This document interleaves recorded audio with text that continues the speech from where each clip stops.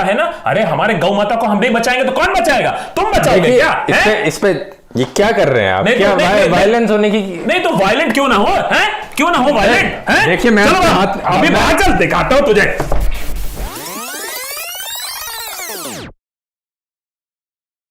नमस्कार दोस्तों, लॉजिकली सोचना, लॉजिकल बातें करना, लॉजिक का अपनी जिंदगी में ज्यादा इस्तेमाल करना, ये एक ऐसी चीज है जो सीखी जा सकती है प्रैक्टिस के साथ। आज इस वीडियो में आकाश बैनर्जी और मैं आपको यही सिखाना चाहेंगे एक लॉजिकल फैलेसीज के थ्रू।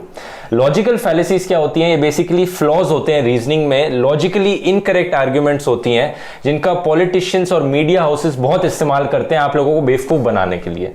इनका बेसिकली इस्तेमाल किया जा सकता है आप लोगों को बेवकूफ बनाने के लिए। हम इन चीजों को आपको समझाएंगे एक डिबेट के थ्रू, लेकिन ये डिबेट आकाश बैनर्जी के साथ नहीं होगी बल्कि भक्त बैनर्जी के साथ होगी। यहां पर चलिए मेरी घर वापसी कर दीजिए। चलिए। हाँ जी, नमस्कार नमस्कार। ध्रुव जी कैसे हैं? मैं बढ़िया, आप बताइए। बहुत सुना है आपके बारे में, हैं? बहुत कुछ सवाल है आपके दिमाग में। हाँ, ये देखें। पहले तो बहुत बहुत धन्यवाद हमारे साथ इस डिबेट पे आने के लिए, डिबेट करने के लिए एक्चुअली। तो भक्त बैनर्जी, मैंने सुना है आप मोदी जी के बहुत बड़े फैन हैं। बिल्कुल है, आपको भी होना चाहिए। तो अब ये बताइए, मेरे सवाल कुछ उन्हीं से ही रिलेटेड होंगे यहाँ पर। मोदी जी ने, हमारे प्रधानमंत्री जी ने आज तक एक भी प्रेस कॉन्फ्रेंस नहीं दी है जब से वो प्रधानमंत्री जी बने हैं। इंटरव्यू जो वो देते हैं वो ऐसे स्क्रिप्टेड से होते हैं कि एक काउंटर क्वेश्चन तक नहीं पूछा जाता उनसे। तो आप बताइए, क्या हमारे प्रधानमंत्री जी को डर लगता है? क्या मोदी जी को डर लगता है?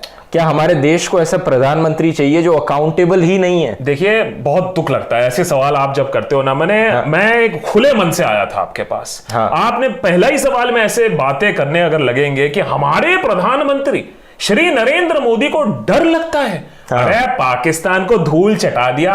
उरी पिक्चर देख लेना अगर अभी तक समझ में नहीं आया सर्जिकल स्ट्राइक में क्या हुआ था। और जहां तक रही अकाउंटेबिलिटी की बात है, अरे मीडिया के सवालों का जवाब दे कि क्या ऐसा मिल जाएगा? तुम लोग इतना अपने आप को इंपॉर्टेंट क्यों समझते हो? हैं? मंगल ग्रह का आदमी क्या प्लूटो में रहने लग जाएगा? हैं? क्या गोभी खुल जाएगा अगर तुम्हारे 10 सवालों के जवाब हुए? देश की प्रगति देखो। यहां पर आती है दोस्तों सबसे पहली लॉजिकल फैलेसी जिसका बीबी जी ने इस्तेमाल किया, स्ट्रॉमैन आर्ग्यूमेंट। स्ट्रॉमैन आर्ग्यूमेंट एक ऐसी लॉजिकल फैलेसी है जिसमें आप दूसरे की आर्ग्यूमेंट को इस तरह से मिस रिप्रेजेंट करते हो कि उसका काउंटर करना आसान हो जाए। मिस रिप्रेजेंट करने के काफी तरीके हो सकते हैं। आप ओवर सिंप्लीफाई कर सकते हो दूसरे की आर्ग्यूमेंट को, एग्जैजरेट कर सकते हो दूसरे की आर्ग्यूमेंट को, या दूसरे की आर्ग्यूमेंट को आउट ऑफ कॉन्टेक्स्ट ले जा सकते हो। अब यहां पर बीबी जी ने क्या किया, मैंने बोला कि मोदी जी को डर लगता है क्या सवालों के जवाब देने से। बीबी जी ने मेरी आर्ग्यूमेंट को ओवर सिंप्लीफाई करके यह समझ लिया कि मैं कह रहा हूं मोदी जी को डर लगता है। तो उन्होंने जवाब क्या दिया कि नहीं, मोदी जी को डर नहीं लगता क्योंकि देखो उन्होंने ये काम किए हैं यहां पर। जबकि ये तो बात हो ही नहीं रही थी, बात अकाउंटेबिलिटी की हो रही थी, मीडिया के सवाल पूछने की हो रही थी। एक स्ट्रॉमैन आर्ग्यूमेंट क्रिएट करना बहुत ही आसान है दोस्तों। इनफैक्ट टीवी डिबेट्स में आप देखेंगे लोग इसका इंटेंशनली और अनइंटेंशनली खुल के इस्तेमाल करते हैं। अगर आपके सामने वाले ने आपसे बहुत मुश्किल सवाल पूछा है जिसका आप जवाब नहीं दे पा रहे हैं, तो आप क्या करेंगे, उसके सवाल को एग्जैजरेट कीजिए, ओवर सिंप्लीफाई कीजिए या आउट ऑफ कॉन्टेक्स्ट ले जाइए और फिर जवाब दीजिए। इससे आप एक तरह से बाहर से देखने में लगेगा कि आपने जवाब तो दे दिया उसके सवाल का, लेकिन रियलिटी में आपने उसके एक्चुअल क्वेश्चन का जवाब नहीं दिया होगा। तो ये होता है दोस्तों स्ट्रॉमैन आर्ग्यूमेंट। इसे पहचानेंगे आप तो बहुत यूजफुल रहेगा आपके लिए, और फिर काउंटर करना भी आसान होगा आपके लिए। देखिए बीबी जी, बात यहां पर अकाउंटेबिलिटी की हो रही है। मोदी जी सवालों से भागते हैं यहां पर। अब तो यह हालत हो गई है कि अपने खुद के बीजेपी के लीडर्स को भी वरना कम कर देते हैं।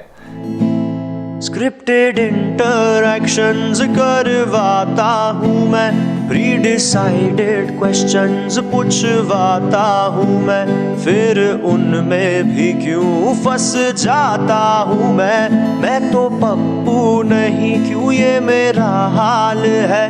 क्या ये अर्बन नक्सल की कोई चाल है? अरे ये ना, आप ना ये एक क्या उन्होंने क्या बुड़कम बोल दिया तो उसको लेके आप पीछे पड़ जाते हो। यही तो आप लोग का प्रॉब्लम है। 18 घंटे काम करते हैं मोदी जी, वो आप नहीं देखोगे। दुनिया में जाके देश का नाम करते हैं, आप वो सब नहीं देखोगे। आप एक देखोगे कि कहां एक बंदे ने कुछ सवाल पूछ लिया, भड़कम हो गया, तो उसके पीछे पड़ोगे। ये नेगेटिविटी छोड़िए। बात को कहां से कहां ले जा रहे हैं? मैं पूछ रहा हूं कि वो मीडिया के जवाब नहीं दे रहे हैं, अकाउंटेबल नहीं है। आप कहां किस चीज की बातें कर रहे हैं? अरे जाइए। अरे आपके मीडिया से इतने सवाल रोज जवाब दिया जाते हैं, इतने हर दिन चैनल पे। आपका पप्पू देता है क्या इतना इंटरव्यू? चलिए ये छोड़िए, आप ये बताइए आपका किसी और क्वेश्चन पे चलते हैं। आप ये बताइए डीमोनेटाइजेशन के बारे में आपका क्या ख्याल है, जिसको सारे इकोनॉमिस्ट, जाने माने इकोनॉमिस्ट कह चुके हैं एक फेलियर था, नहीं होना चाहिए था, कोई फायदा नहीं मिला है हमारे को इससे। कौन से क्या क्या क्या तुम्हारे CWG और तुम्हारे चाचा के हैं क्या इकोनॉमिस्ट हैं? मास्टर स्ट्रोक था, मास्टर स्ट्रोक। बात हमारी ध्यान से आप समझ लीजिए, देश में जाइए, ये अपने इंटरनेट पे मत बैठिए, देश के अंदर जाइए, देखिए लोग अभी भी बोलते हैं अमीरों का खात्मा हुआ है, लोगों को मार मार के जो सारे ये जो काला धन जमा किए थे सबको निकाला गया है। और एक बात हमारा समझ लो, ये जो तुम लोग बोलते रहते हो ना मोदी का ये गड़बड़ है, डिमोनेटाइजेशन गड़बड़ है, GST गड़बड़ है, सारा अच्छा काम हुआ है। और अगर मोदी वापस नहीं आया ना, मैं तुम्हें बता दे रहा हूं, ये इस्लामिक स्टेट बन जाएगा यहां। इसीलिए तुम लोग ये चाहते हो बने, तुम लोग ये चाहते हो ये बने।